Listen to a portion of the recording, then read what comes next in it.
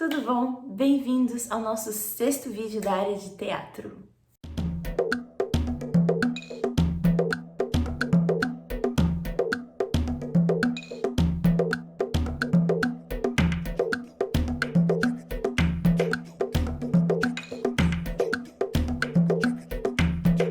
Bom, como prometido, nesse vídeo a gente vai começar a falar um pouquinho do que é a cena teatral goiana. Bom, então esse é o primeiro vídeo da série de vídeos Cena Teatral Goiana. Então, eu pensei bastante sobre de qual grupo de teatro começar falando, ou de qual companhia teatral goiana começar falando. E, bom, eu decidi começar falando de uma que é uma das minhas favoritas, tá definitivamente no meu top 3 grupos teatrais goianos. E ele se chama Teatro Destinatário. Caramba, o que falar do Teatro Destinatário? Eles me marcaram tanto durante toda a minha jornada, começando dentro do teatro goiano e assistindo coisas e encontrando-os como espectadores de outras peças e cada ator dentro do grupo dando força, falando pra gente continuar e estudando e tudo mais. Caramba, eu tenho muita história com o Destinatário, então esse é um dos motivos pelo qual ele foi o primeiro grupo. Eu vou ler aqui um resumo do que é o Teatro Destinatário. O Grupo Teatro Destinatário nasce em março de 2011, tendo como suas primeiras experiências intervenções artísticas em hospitais da cidade de Goiânia e do interior do estado de Goiás.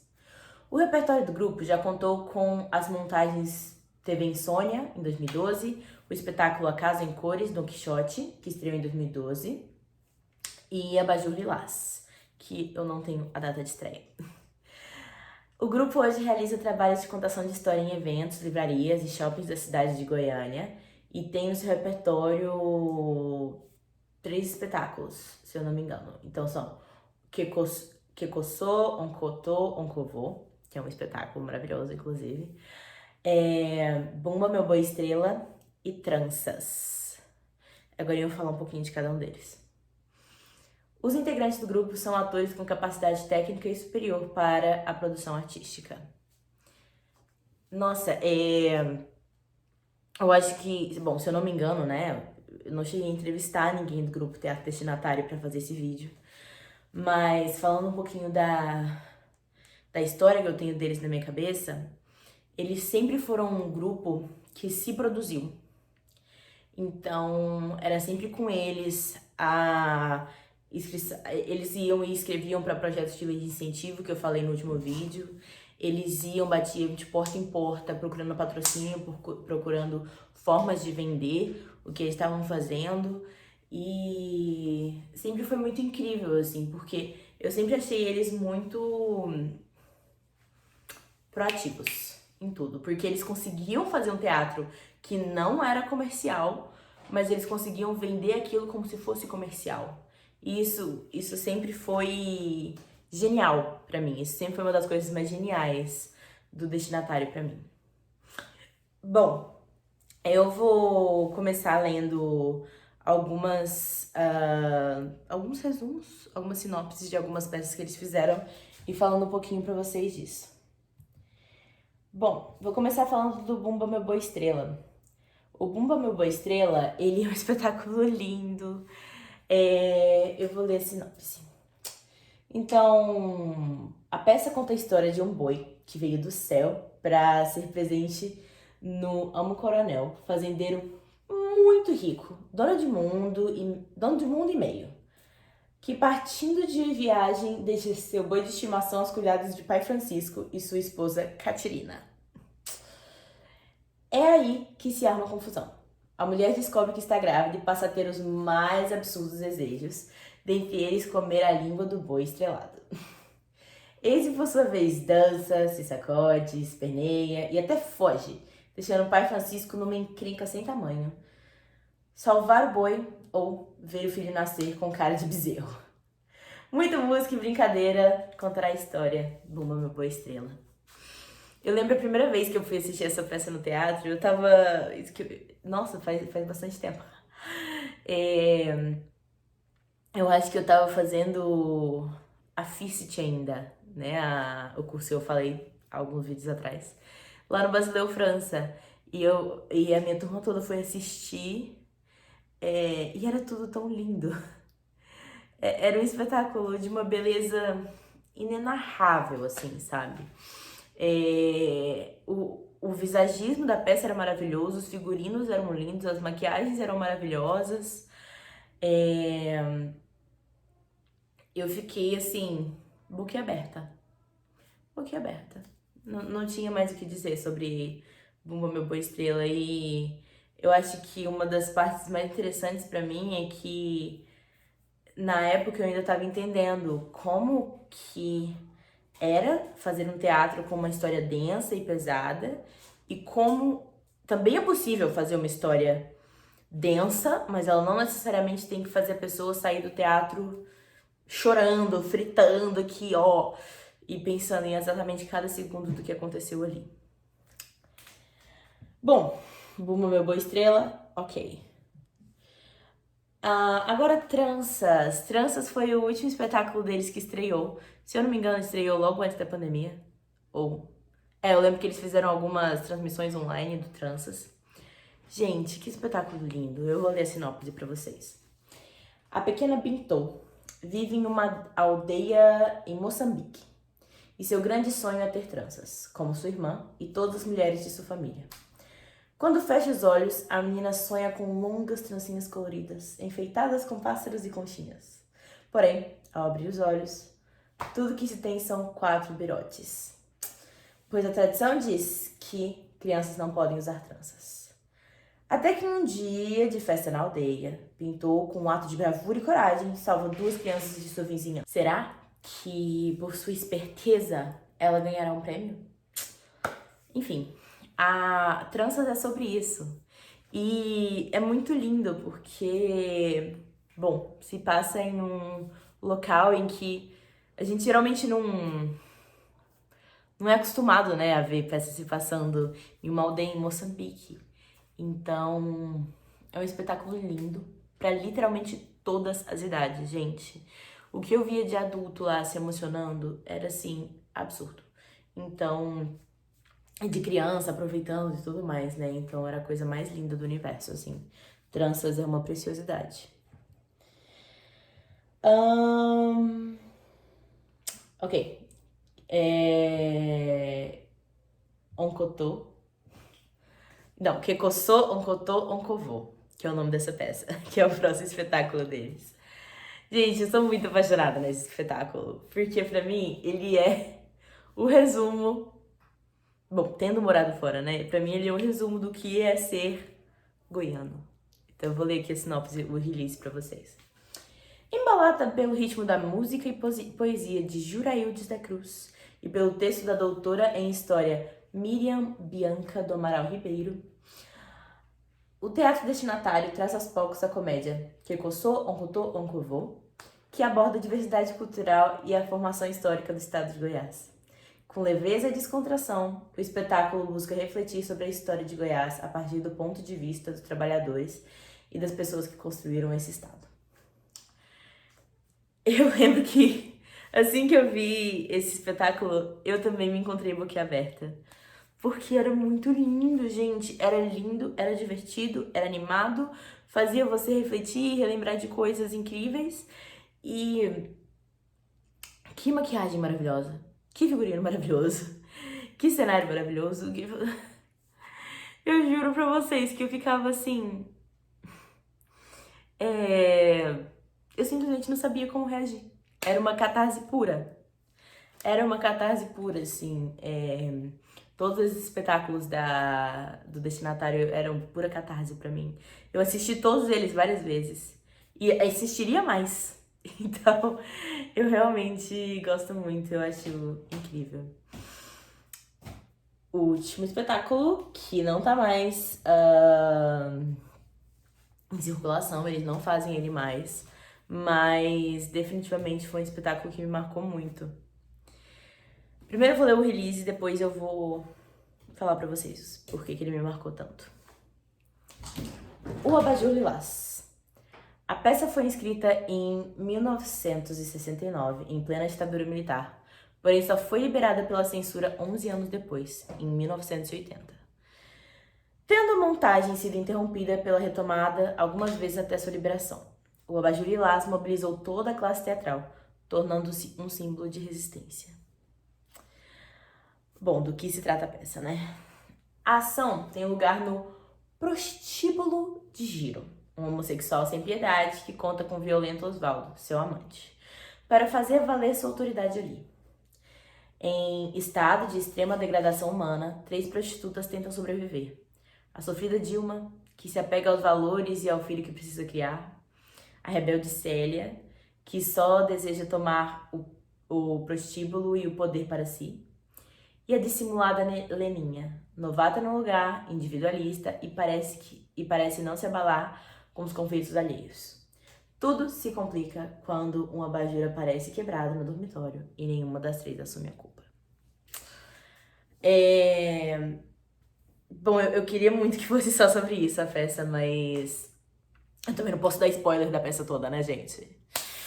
Senhor, a Abajur Lilás me marcou muito porque eu tava já no meu técnico em arte dramática quando eu assisti essa peça pela primeira vez. Eles estavam fazendo a peça ali na Cia Novo Ato, no espaço da Cia Novo Ato, né, que é ali no Crimeia. Eu acredito que seja no Crimeia. E eu me lembro de chegar pra assistir, as sessões eram bem limitadas, eram no máximo 50 pessoas.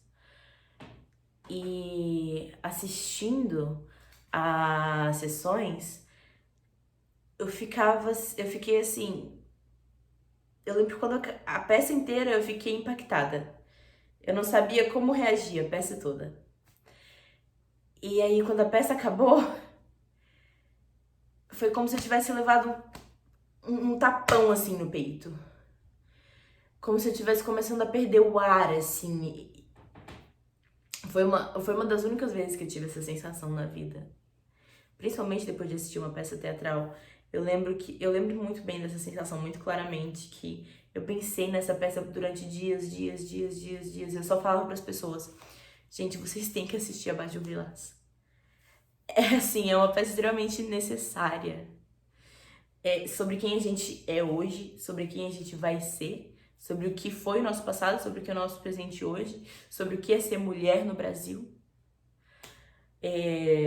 sobre o que é viver violência diariamente, todos os tipos de violência possíveis. Então, era muito doido assistir a Abajur Lilás, era sempre uma experiência muito catártica pra mim. Essa é uma peça que me marcou muito, que eu acho que foi um divisor de águas na minha carreira como atriz. Que eu assisti aquilo e eu falei, tá bom, esse é o tipo de teatro que eu quero fazer, que eu quero chegar um pouquinho perto disso um dia. Ou isso é uma parte do que eu quero fazer um dia como atriz. E daí que eu volto novamente naqueles últimos vídeos e eu penso, essa é a importância, eu acho, de assistir tanta coisa, de ver tanta coisa, de pensar em tantas oficinas e fazer tudo que puder. Porque algumas coisinhas picam a gente, como se fosse um mosquito. E essas picadas vão ficando. E não é ruim ser picado por elas, é muito bom, inclusive. Porque elas colocam uma pulguinha atrás da nossa orelha. E é daí que começa a vir tudo que a gente precisa que venha. De arte, de ideias de projetos, de diversas coisas. Enfim, eles não estão mais com a Abajur Lilás. Quem assistiu, assistiu. Quem não assistiu, não assistiu. Infelizmente. Mas tudo tem seu motivo na vida, né? Se você vê alguma montagem do Abajur Lilás por aí, vá lá assistir. E então eu paro e penso no seguinte: passei um tempo no Rio de Janeiro, experienciei tudo que eu queria experienciar de arte, passei um tempinho em São Paulo, vivo oficina teatral goiana há um tempo. E eu nunca vi nada como abajur lilás. Nunca, nunca, nunca, nunca. Enfim. Luciana, por que o destinatário é tão importante para a cena teatral goiana para você? Bom, não que não tivessem outros grupos que fizessem isso antes. Porque eu não vou falar, porque eu realmente não sei se tinha outros grupos que faziam isso antes. Mas o nível de produção, de criação de visagismo, maquiagem, figurino, cenário e tudo mais do destinatário é uma coisa que eu acho que são poucos grupos que juntam coisas tão incríveis em um só. Porque no destinatário nós sempre tivemos atores fenomenais que se juntavam entre si e acabava que um deles também era um maquiador sensacional e também era um figurinista sensacional, um cenógrafo sensacional e um produtor cultural sensacional, um vendedor de peças sensacional. Então eles tinham essa característica muito forte neles, eles ainda têm, né? Porque o grupo ainda existe. E isso pra mim é genial, é uma baita inspiração de tudo. Eu tive mais proximidade com a Jéssica Rander, que me deu aula de corpo no Basileu França, e com o Thiago Santana, que me deu aula de maquiagem e de figurino na Faculdade de Produção Cultural, e com a Ludmila Marques, maravilhosa, que deu algumas oficinas pra minha turma na época que eu tava na FIST. Luciano de Lima foi uma pessoa bem importante também que assistiu a minha banca, que fez parte da minha banca na minha faculdade, não, desculpa, no meu técnico em arte teatral, em arte dramática. E o Luciano foi, assim, fundamental pra gente passar aquele processo também. Então, era muito lindo. Todas as pessoas que já passaram... Ai, fora a Belle, Isabelle Eleonora, que também é incrível. Foi minha professora em várias matérias de vários cursos diferentes teatrais. Então, o que eu tenho que dizer sobre o teatro destinatário? Tentando resumir um pouquinho aqui da história deles, senão vou desfocar muito. Eles são incríveis. Eles são guerreiros. E eles são uma baita inspiração para a cena teatral goiana. Eu acredito que vários dos atores que estão se formando hoje em dia, tanto no técnico quanto na licenciatura em teatro, tem esse quê de se inspirar no teatro destinatário. Porque eles são realmente geniais em todos os aspectos visíveis ao público. Porque o resto eu não conheço, mas esses aspectos eu conheço, vejo e são geniais, geniais. E não sou só eu que digo isso, né? São, assim, várias pessoas. Esse vídeo surgiu de conversa com várias pessoas, vários colegas meus do técnico, vários colegas meus da produção cultural. Então, eu acredito que seja isso.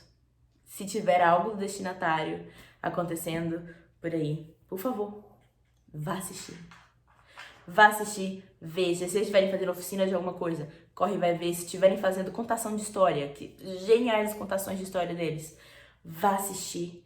E não perca a chance de ver coisas do destinatário. Eles são primorosos, eles são incríveis. Siga eles nas redes sociais também.